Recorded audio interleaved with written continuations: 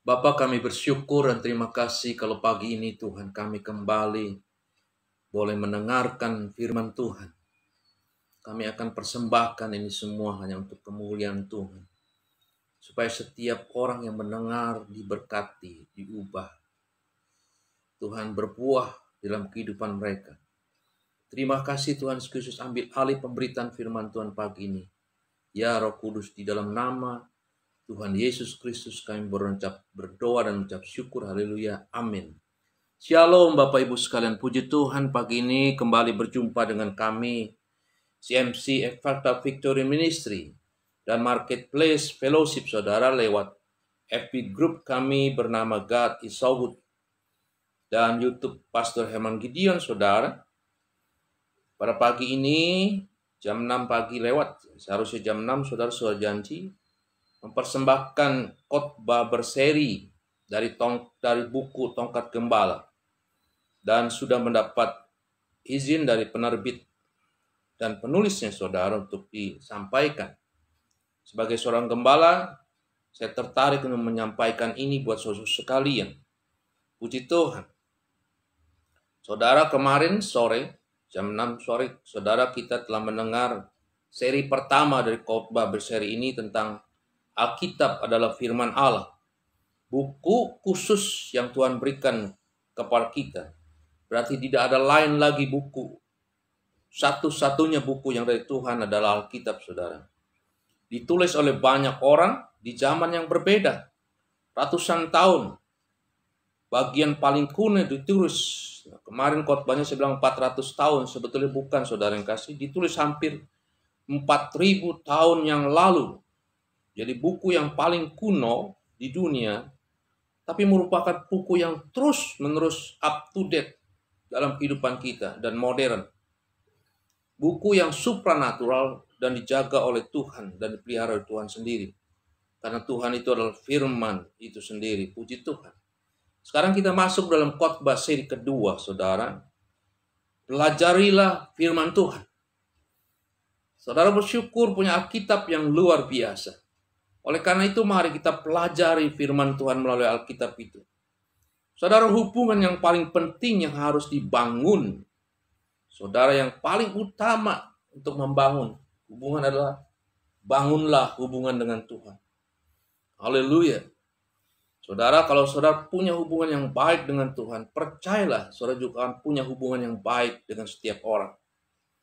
Saudara, dengan membaca firman Tuhan, mempelajari firman Tuhan, merenungkan firman Tuhan, bahkan melakukan firman Tuhan, saudara akan mengenal, saudara akan dibawa, akan mengenal Tuhan. Siapakah Tuhan itu? Seperti apa Tuhan itu? Bagaimana pemikirannya, bagaimana rencananya, dan bagaimana janji-janji, apa saja janji-janji saudara. Saudara pernah dengar Yohanes pasal 3 ayat 16. Ini adalah janji terbesar yang saudara harus ingat terus. Karena begitu besar kasih Allah akan dunia ini, sehingga ia telah mengaruniakan anak yang tunggal, supaya setiap orang yang percaya kepadanya tidak binasa, melainkan beroleh yang hidup yang kekal. Alkitab terdiri dari 60 Alkitab, tetapi temanya adalah tentang kasih Allah untuk menyelamatkan manusia. Haleluya. Nah, mengapa kita harus mempelajari firman Tuhan, saudara? Karena firman itu diberikan dengan tujuan untuk kebaikan kita sendiri. Tidak ada yang lain. Saudara, firman itu tidak pernah gagal dan tidak pernah salah. Pelajarilah Alkitab, saudara. Pelajarilah firman Tuhan. Haleluya, pagi ini saya mengajak saudara dalam seri yang kedua dari khotbah Tongkat Gembala ini. Pelajarilah saudara yang kasih. Pagi-pagi setelah bangun, ingatlah akan firman Tuhan. Baca dan renungkanlah itu. Dan di sepanjang perjalanan hidup saudara, di hari itu, di hari ini saudara, lakukanlah apa yang Tuhan perintahkan dan tidak melakukan apa yang Tuhan larang. 2 Timotius pasal 3 ayat 15-16 firman Tuhan berkata demikian. Hendaklah juga bahwa dari kecil, ingatlah juga bahwa dari kecil engkau sudah mengenal kitab suci yang dapat memberi hikmat kepadamu dan menuntun engkau kepada keselamatan oleh iman kepada Yesus Kristus. Haleluya. Ingatlah itu saudara, firman yang luar biasa yang menuntun saudara kepada keselamatan. Sebab tulisan yang diilhamkan Allah memang bermanfaat untuk mengajar, haleluya, untuk menyatakan kesalahan, untuk memperbaiki kelekawan, untuk mendidik orang dalam kebenaran. 2 Petrus pasal 1 ayat 3-4 firman Tuhan berkata demikian, karena kuasa ilahinya telah menganugerahkan kepada kita segala sesuatu yang berguna untuk hidup yang saleh oleh pengenalan kita akan Dia. Haleluya. Bagaimana cara kita mengenal Dia? Baca, renungkan firman Tuhan yang telah memanggil kita oleh kuasa-Nya yang mulia dan ajaib. Dengan jalan itu Ia telah menganugerahkan kepada kita janji-janji yang berharga dan yang sangat besar, supaya olehnya kamu boleh mengambil bagian dalam kodrat ilahi. Haleluya. Dan luput dari hawa nafsu dunia yang membinasakan dunia. Puji Tuhan, saudara kasih, firman Tuhan ada satu-satunya jalan bagi kita supaya kita mendapat bagian dalam kodrat ilahi dan luput dari hawa nafsu duniawi, saudara kasih, yang membinasakan. Saudara, karena apa? Karena karakter firman Tuhan itu sangat dibutuhkan. Karena karakter firman Tuhan itu sangat dibutuhkan oleh kita. Apakah karakter firman Tuhan itu? Yang pertama, firman Tuhan memberi hidup. Haleluya.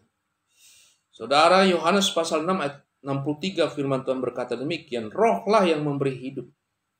Daging sama sekali tidak berguna. Daging, saudara kasih, ini akan menjadi debu, kembali kepada tanah.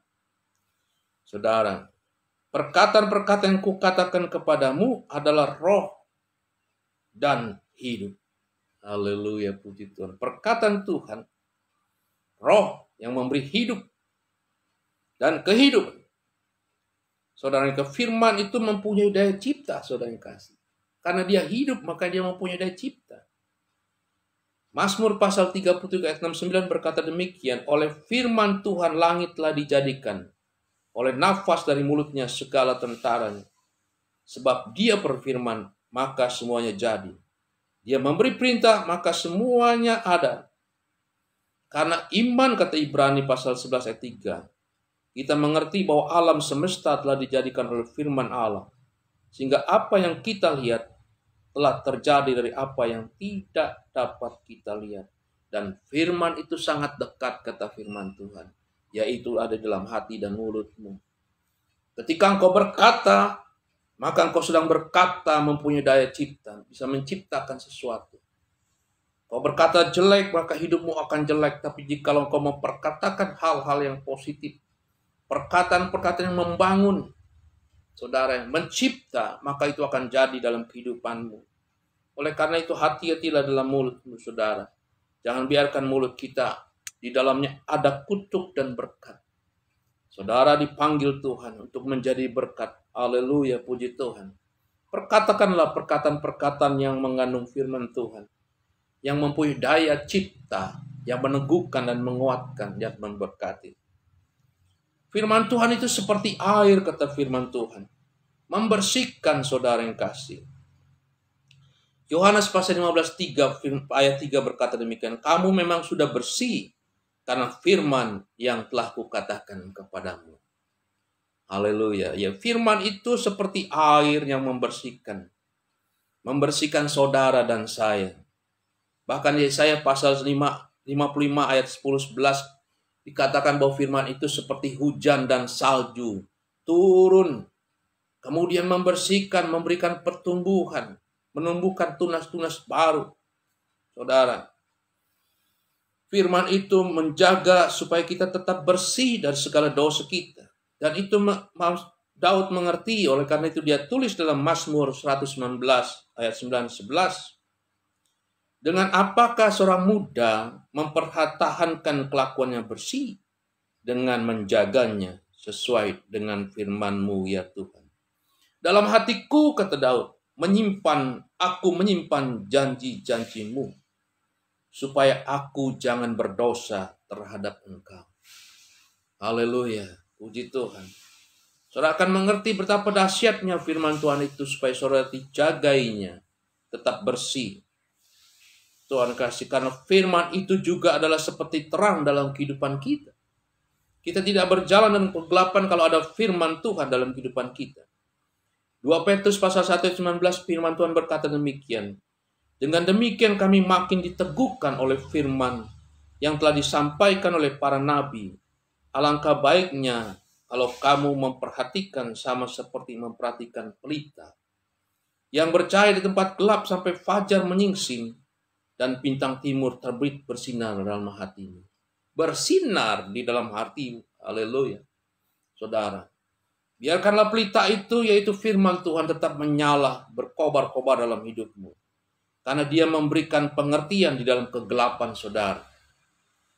Mazmur 119 ayat memberikan kegelapan dalam dunia yang gelap. Saudara kasih, memberi pengertian di dalam dunia yang gelap.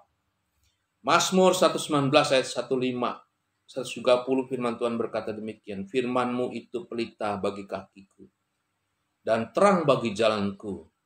Bila tersingkap, firman-firman-Mu memberi terang, memberi pengertian kepada orang-orang yang bodoh. Haleluya, puji Tuhan. Firman Tuhan luar biasa. Oleh karena itu, saudara yang kasih, mari berjalan di dalam terangnya firman Tuhan. Maka kau tidak akan terantuk dan tidak akan jatuh. Haleluya, bahkan kau akan menjadi terang dunia ini. Menjadi geram dan terang bagi dunia ini. Menjadi saksi Tuhan. Firman Tuhan adalah makanan rohani kita, kata firman Tuhan. Haleluya, Matius pasal 4 ayat 4 berkata, tetapi Yesus menjawab, ada tertulis manusia hidup bukan dari roti saja, tetapi dari setiap firman yang keluar dari mulut Allah. Di tengah-tengah Yesus berpuasa, iblis menawarkan untuk mengubah batu menjadi roti.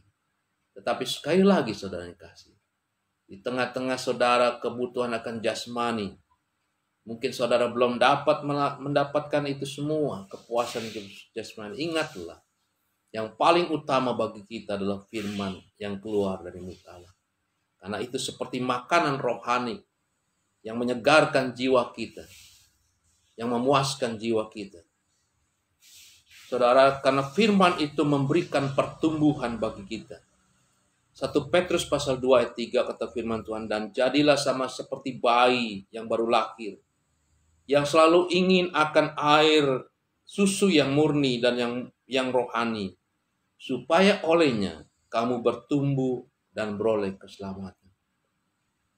Dan Tuhan inginkan kita tidak menjadi orang-orang duniawi lagi, tapi manusia-manusia rohani.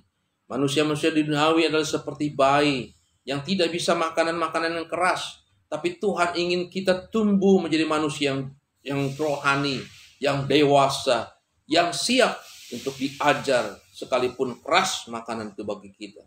Firman itu keras bagi kita. Mari kita harus terus bertumbuh, dan kita bisa bertumbuh kalau kita membaca, merenungkan, dan melakukan firman Tuhan. Efesus pasal 4 ayat 13 sampai 14 firman Tuhan berkata demikian. Sampai kita semua telah mencapai kesatuan iman dan pengetahuan yang benar tentang anak Allah. Kedewasaan penuh dan tingkat pertumbuhan yang sesuai dengan kepenuhan Kristus. Sehingga kita bukan lagi anak-anak yang diombang-ambingkan oleh rupa-rupa angin pengajaran, oleh permainan palsu manusia dalam kelicikan mereka yang menyesatkan. Haleluya. Wow, luar biasa firman Tuhan itu saudara. Kalau saudara tidak mau dipermainkan oleh permainan manusia dalam kelicikannya yang menyesatkan, saudara, atau diombang-ambingkan oleh ajaran-ajaran sesat, saudara, pengajaran-pengajaran yang sesat, tipu daya manusia, tipu daya setan iblis, pelajarilah, renungkanlah, dan lakukanlah firman Tuhan. Engkau akan dibawa Tuhan mengalami pertumbuhan sesuai dengan kepenuhan Kristus, diproses menjadi serupa dengan gambaran anaknya, yaitu Kristus Yesus Tuhan kita. Saudara, firman Tuhan itu juga adalah seperti benih.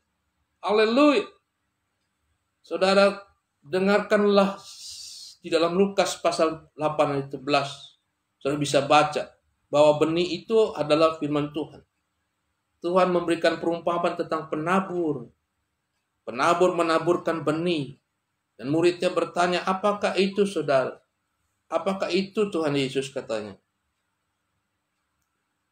Yesus menjawab dalam Lukas pasal 8:11. Itu benih adalah firman Tuhan. Haleluya, saudara yang kasih. Artinya apa saudara yang kasih? Benih ditabur maka dia akan tumbuh dan menghasilkan pohon dan berbuah. Dan buahnya banyak.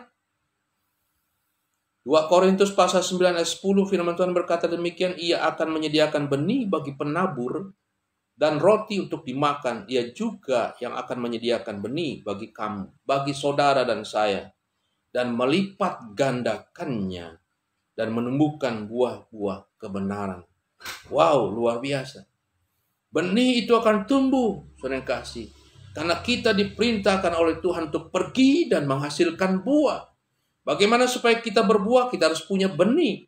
Bagaimana kita supaya bisa punya benih? Bacalah firman Tuhan, renungkanlah firman Tuhan. Lakukanlah itu karena benih yang Tuhan berikan kepada kita. Dan Tuhan berjanji akan melipat gandakannya dan menumbuhkan buah-buah kebenaran bagi kehidupan kita. Firman itu seperti pedang, saudara yang kasih luar biasa, tajam. Efesus pasal 6:17 berkata, dan terimalah ketopong keselamatan dan pedang roh, yaitu firman Allah. Untuk menghadapi setan, iblis, kuasa kegelapan, penguasa-penguasa di udara, saudara yang kasih. Firman Tuhan memerintahkan kepada kita untuk mengenakan senjata-senjata rohani. Salah satunya adalah pedang roh, yaitu firman Allah. Haleluya. Ini pedang yang luar biasa, saudara. Karena pedang ini kata Ibrani pasal 4 ayat 12, sebab firman Allah hidup dan kuat dan lebih tajam dari pedang bermata dua manapun. Tidak ada tandingannya berarti saudara yang kasih. Ia menusuk amat dalam sampai memisahkan jiwa dan roh, sendi-sendi dan sumsum. Ia sanggup membedakan pertimbangan dan pikiran hati kita. Wow.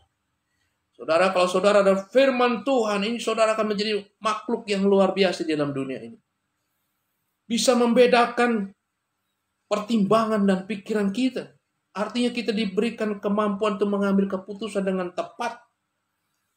Bisa memisahkan jiwa dan roh. Bisa membedakan seringkali.